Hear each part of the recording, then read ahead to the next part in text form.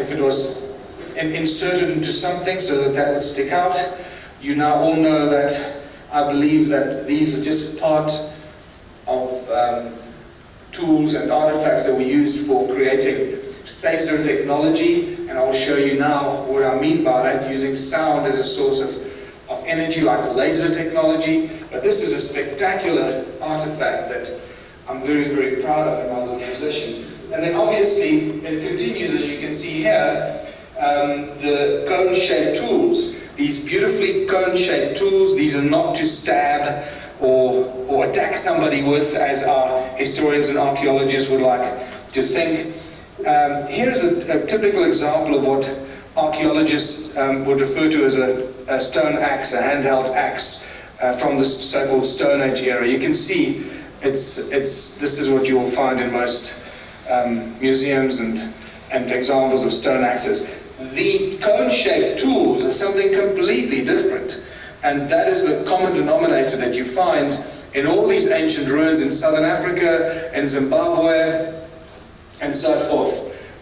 Those go hand in hand with what is referred to as the sacred stones. The sacred stones that are absolutely smooth on the inside. To make this is extremely, extremely hard. To make this kind of item with Stone Age tools, just with other stones, is not possible. So whenever you hear people talk about these in South African circles, historic circles and archaeological circles, they're called weights for digging sticks. When people made these, so when they went into the fields to dig for roots and food, they would put this around the stick for extra weight so they could dig more effectively. Now that is the most nonsensical thing that anybody was able to come up with. These are advanced tools, technological tools used in association with these. And this is really just a frequency converter, these sacred stones. You put one frequency in and another frequency comes out. It converts the frequency. Telecommunications people today use tubes, pipes, to do exactly the same thing. It's called tubing in the satellite industry. They put a frequency, bring a frequency down from the satellite, put it through the tube or the pipe, and a different frequency comes out the other side. It's a very cheap and effective way of changing one frequency to another. Well, here you've got a frequency converter that's not going to break or last forever. And that's why we have hundreds of thousands of these that have been found around southern Africa. And once again, if you compare the numbers of people that should have been living here during the Stone Age period, compared to hundreds of thousands of these items, it just doesn't gel, does it? So, we now know that this is an advanced tool using Caesar technology, and these cone-shaped tools, just like our friend Edley Skalden in Florida, when he built Coral Castle using ice cream cones in his hands. When the two boys saw him and reported to their parents that they saw the man lifting up the giant blocks using ice cream cones in his hands. Here you go. And this is also in a way reminiscent of the winged bird-like beings in the Sumerian culture, holding those pine cones in their hands while watering what seems to be a tree of life or something like that. So we've got a common denominator here of pine cones and cone-shaped tools and artifacts that now suggest that they used advanced technology, especially Caesar technology using sound. Now, the fact that I discovered that the stones ring like bells is a huge breakthrough, because that allowed me to realize that the reason why all these stone circles are a different shape, and there are more than 10 million. In fact, I now believe that there are probably as many as 20 million, if not more, of these, the more you look into it. But each one is completely unique. And the fact that they are unique represents, as you by now know, the cymatic patterns of the energy fields coming out of the ground. So let me also just show you how some of these other stones ring like bells. This is what I call, and as you can see, we find many of these elongated stones. This one is full of patina. It's thick patina, so it's quite dull, but you can still hear the effect. And this is a beautiful one. This one actually rings at 2 different frequencies.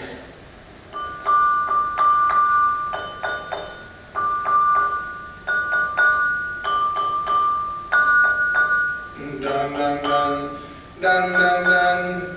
You can hear the pentatonic scale there actually. It's beautiful.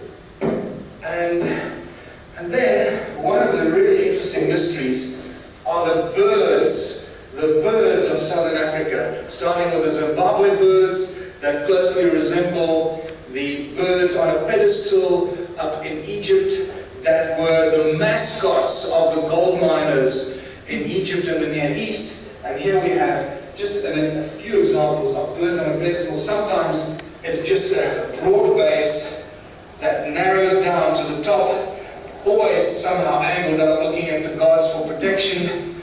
And this is just one of such examples, dozens of these that are found, which I believe are the early prototypes of the mascots and the protectors of these very early gold miners.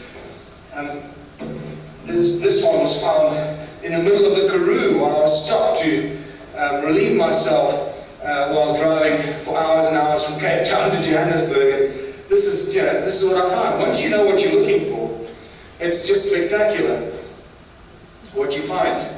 And these bird-shaped stones are quite remarkable. Here's the latest one I found. And if you look online and you just Google Zimbabwe birds, you'll see how these resemble many of those. Well, there are only about 8 of those Zimbabwe birds, but they're spectacular. These being the very basic, I believe, prototypes of those that much later became refined in Zimbabwe. You will also see in the Zimbabwe birds the 2 circles, just like on the birds from Egypt, that are linked to the 5-pointed stars from Egypt. This, however, is my favorite one, was actually spotted by Louise while we were driving down the mountain. I mean, look at this, perfectly carved. I believe it was probably put in the ground, standing like this. It's just very heavy. And looking up at the sky for protection. What you notice is, look how red it is. It's completely red from the patina that has covered it. In its original shape, it should have been black, like the Hornfels stone.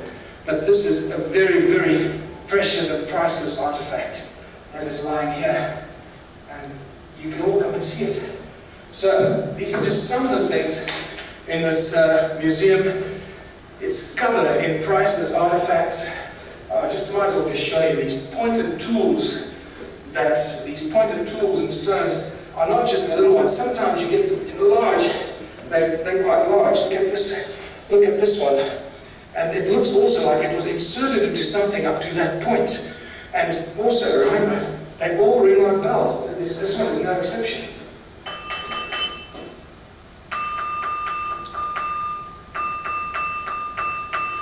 Alright, on that note, that's the short little tour of my museum. It normally takes at least 2 hours to go through here and explain a lot of the stuff, but just a quick introduction since you can't come here, and thanks for watching. What I'm going to show you right now. They ring like bells because they metamorphosized quartzite, which is silica, right? And what is silica good for? Silica conducts sound, as you've now heard, and it also conducts light. And silica can store information. And this is what we use silica for today. Yeah. And all the top, highest forms of technology right on the outer edge. So, Inside the computer. just like the pharmaceutical industry pulled the wool over our eyes and said, we'll extract the active ingredient from the plants so that people can't heal themselves and we can then make the plants illegal, they can't grow them. But we'll sell the active ingredient to them in a bottle and in pill form and have to pay for it. It's the same thing that the technology companies have done. They've extracted the active ingredient, silica, out of the stones and put it into modern technology to divide us. That division that I spoke to about right up front, that division comes to us in the form of technology. We think technology is a blessing and technology is wonderful It's not. Technology is a tool of division and enslavement.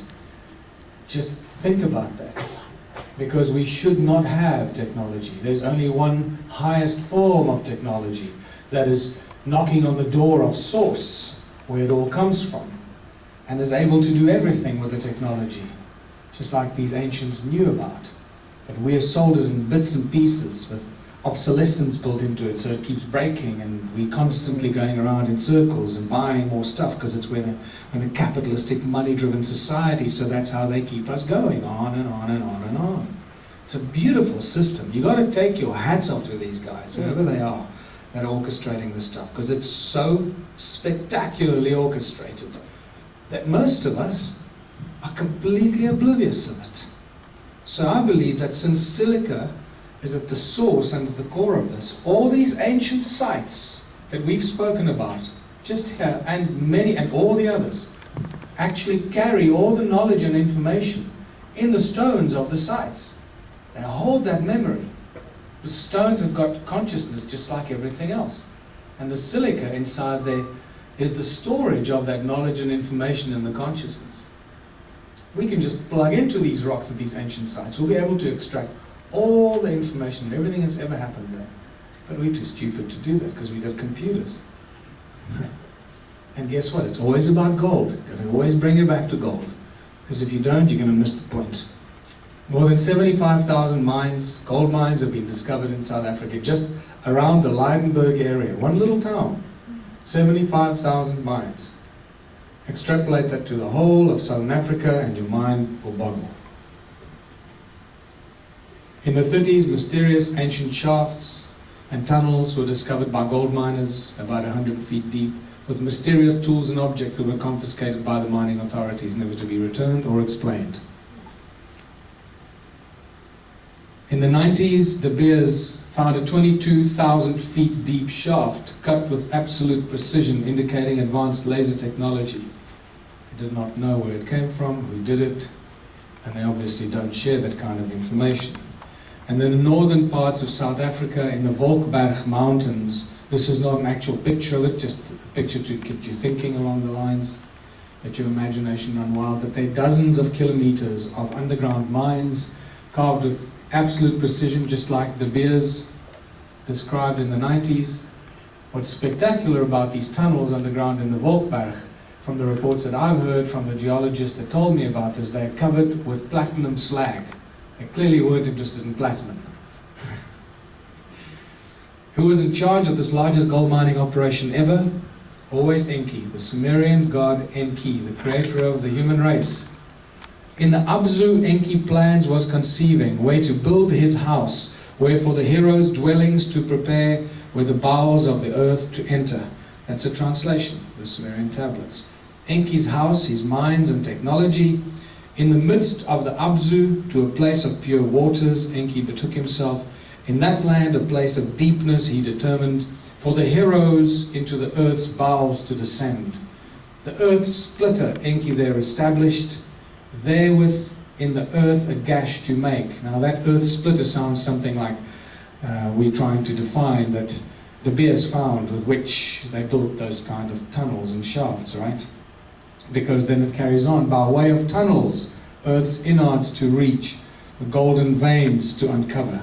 I'm going to show you that earth splitter, what I believe to be that earth splitter that the Sumerian tablets talk about. Is there a ruin or a settlement that be linked to Enki? I've showed you already, Great Zimbabwe, the grandest of them all in southern Africa, totally encoded with the energy fingerprint of Enki. Many energy healers and those that can sense energy have told me the same, and I've seen spectacular images of those energy lines that link Zimbabwe, Great Zimbabwe, to Enki. It's not the same as Gilgamesh and Enkidu. Could be.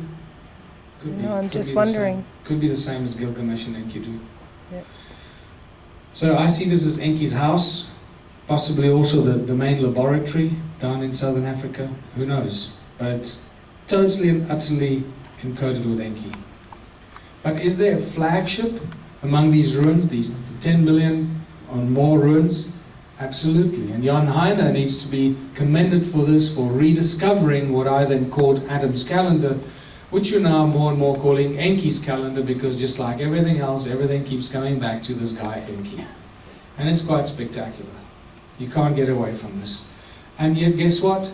It's not just myself that says this and others, but so does Baba Kreda Mutwa. He was initiated there in 1937 as a young African shaman. And guess what? It is not unknown to the ancient African knowledge keepers. They know this as Inzalo Yelanga, or birthplace of the sun.